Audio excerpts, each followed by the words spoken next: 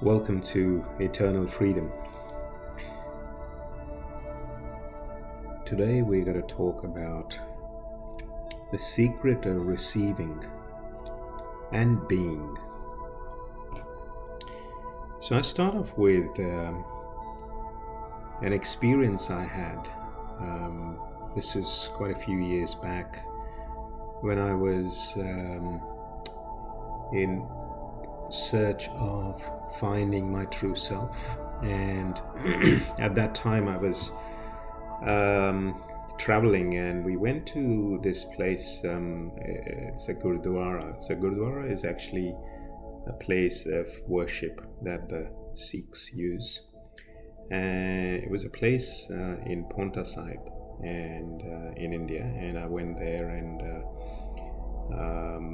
after going into the temple, I came out, and there was an old man that was sitting there with a bookshop. And those days I had this intense desire of finding myself, finding my true self, and or self-realization. And as a result, I had lots of questions in my mind. And at that point, when I saw this bookshop, I went to him and said, I'm looking for a book on self-realization. I wonder if you can help me. Is there anything that you can give me? So the old man said, why don't you read this book on the life of Guru Nanak? So Guru Nanak is the prime guru, or the primary guru of the Sikhs, and he said, this will help you. So I took the book, and it was probably about 6 or 7 in the evening. It was cold, it was winter, and so I took that book and walked away. And I walked towards the car park, which was probably about maybe 100 meters away, and there was a street lamp, and I just opened the book and was looking at it while I was waiting for some of my friends to come and join me. And suddenly I see this old man who's probably in his 80s, with grey hair, running. It's the same person from the bookstore, and he came running and came up to me and said, this book is specially for you. And he didn't charge me anything, he just gave it to me for free. And then he went, and obviously he had left his bookshop, and he ran back, and it was quite interesting to see an 80-year-old person running and coming towards me and then running back. And I looked at the book. It was a thin book. It was Guru Arjan Dev's Sukhmani, and those who don't know that book, and that particular book was written in Punjabi and in Hindi, and then also in English. So it's got, you can call it different statements there, written in these, translated into these 3 languages. So I took that book, and the next day I started reading that book.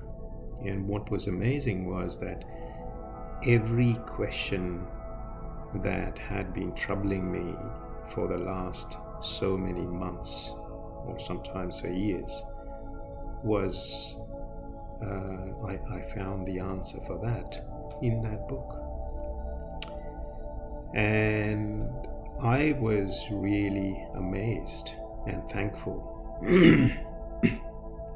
But that particular story gave me this insight that if you're really wanting something, if you have a very strong intention and a desire and you're seeking something, you will get it. As the saying goes, ask and you shall receive. So it was with that particular book. Now, fast forward about 4 years. I had read the book and I had probably misplaced it somewhere. I didn't even know where it was, and so about 3 or 4 years later, I was traveling in this train in Sydney, and I was sitting next to a young girl, probably in late 20s, early 30s, and she was reading a book, and that book looked vaguely familiar. And then I looked at it more closely. It was the exact same book that I had been given. Obviously not the same copy, but it was very similar to the book that I had been given a few years back. And it was Guru Arjan Dev's Sukhmani. So I asked the girl, what are you reading? And she showed me the cover, and it was very similar, exactly the same book, but a different copy. And I happened to, when I looked at that book, it brought back all those memories back from Paonta Sahib and that Gurdwara, and how the old man had given me that book. So I told her about that. I narrated that story, and she closed the book and she opened her bag, took out a box of tissues, and she started wiping her tears.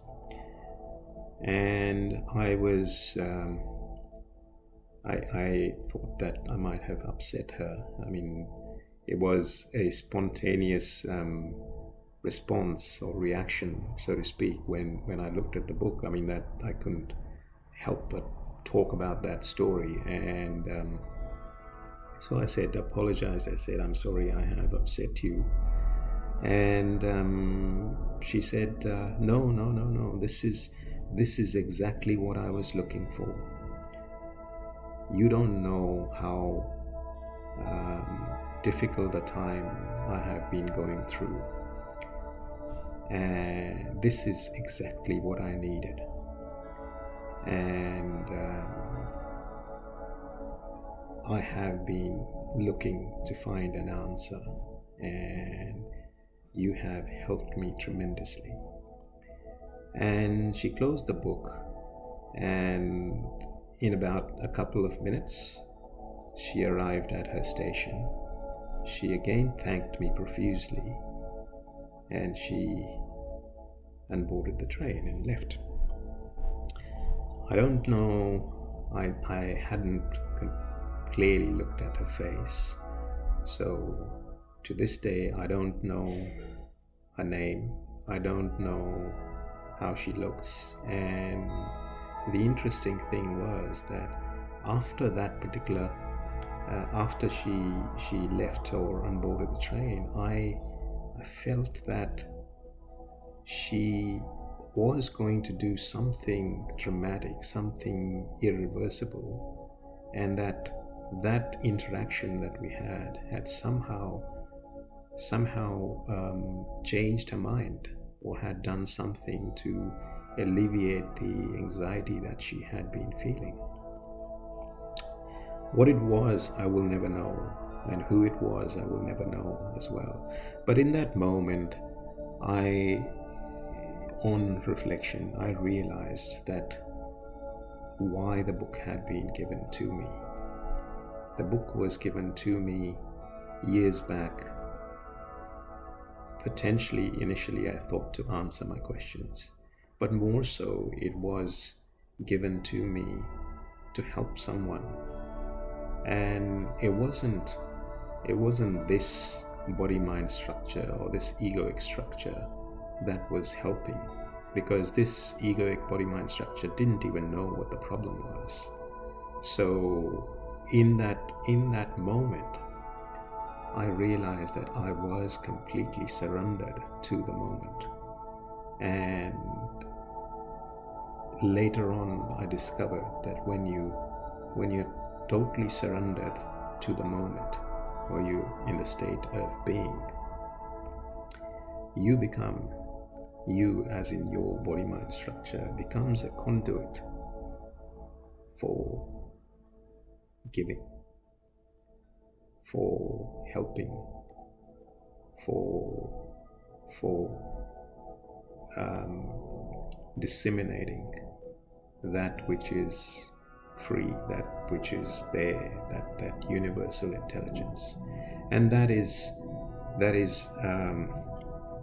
something I realized much later on upon reflection as I went through my journey of self-discovery. But in that moment, I realized that the secret of receiving is quite simple. If you have a very strong intention, you have a very strong desire for something, you will find it, you will get it. But oftentimes what I discovered was that what you're seeking is limited by what your intelligence is. Your intelligence is, and a good example is, you ask a 5-year-old, what does he want? He wants a toy, or he wants a lolly. You ask a teenager, what do they want? They perhaps want a bicycle, maybe a girlfriend, maybe a video game. And you ask a 20-year-old, he wants something different. So what you want is usually limited by your intelligence or your mind. And so it is later on I discovered that while this statement is so true, ask and you shall receive, but what to ask for when everything is yours, everything is you, is what I later on discovered. And the other side of this asking and receiving is the giving. And in giving, the body-mind structure and the body-mind identity usually likes to give because it is expecting something. But this giving is not really giving, because that giving is giving from with it's kind of a business. You're expecting something in return. So the real giving is just being. And state of being is when you don't even know what the problem is. You don't even know what the solution is. You have just surrendered so completely to the state of being. You're so much in this present state that you're being used as an instrument to give to others that which they truly need, not that which you truly want to give them. You, as in your egoic identity, want to truly give them, but that which they really need. And that is, in essence, the gift of giving, and which later on I realized is the gift of being.